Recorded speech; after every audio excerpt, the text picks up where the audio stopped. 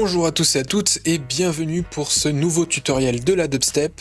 Et aujourd'hui on va enfin voir le drop.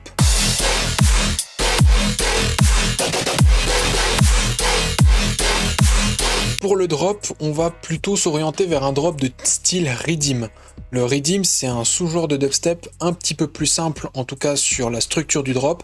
Ça va nous permettre, en tant que débutant, de bien commencer la dubstep sans pour autant à se casser la tête à essayer de faire absolument tout d'un coup. On va avoir donc deux parties, on va avoir l'aspect percussion et on va avoir l'aspect sound design.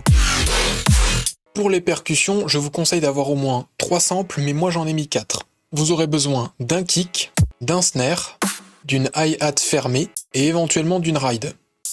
Pour ce qui est de la structure, on va donc utiliser le kick sur chaque temps, vous pouvez le voir qu'il y en a 4, la snare sur chaque temps faible, la hi-hat sur chaque contre-temps, et j'ai mis la ride sur chaque temps comme le kick. On peut éventuellement mettre la ride sur chaque temps et contre-temps, mais personnellement je trouve que c'est un petit peu trop. Et il suffit tout simplement d'empiler chaque pattern que vous avez créé, et vous avez donc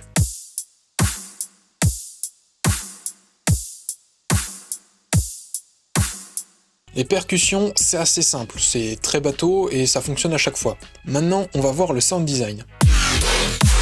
Le sound design et la structure du drop de manière générale, elle va être assez simple sans pour autant être trop répétitive. On va avoir ici un temps consacré à un son qui va amorcer le drop. Puis sur tout le reste des temps ici, les 3 derniers temps, vous allez avoir le même son ou en tout cas le même sound design qui va se répéter. Et vous allez répéter ça 2 fois. Cependant, pour éviter que ce soit trop répétitif, vous allez avoir une structure de drop A, B.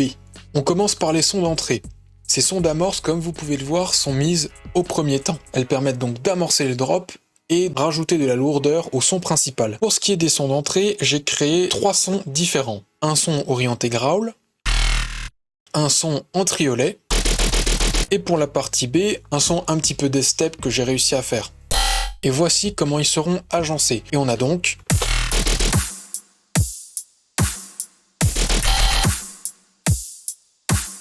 Passons donc au son principal. Le son principal est divisé en 3 sérums différents. On va avoir un son principal qui va être le plus entendu, le même son que tout à l'heure, l'espèce de machine gun avec un volume plus réduit,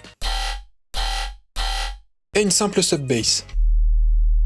Mis ensemble, on a donc ce son-là. J'ai également créé une variation allant d'un demi-ton en dessous.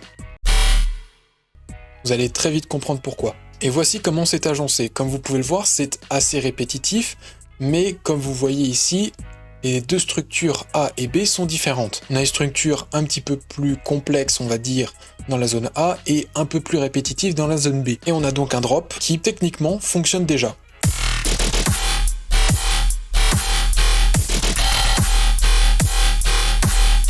C'est tout pour cette vidéo, j'espère qu'elle vous aura plu. Si c'est le cas, n'hésitez pas à lâcher un like, bien évidemment. Et si vous voulez pas rater les autres vidéos, eh bien, abonnez-vous à la chaîne, tout simplement, c'est tous les jeudis. Sur ce, portez-vous bien et je vous dis à la semaine prochaine.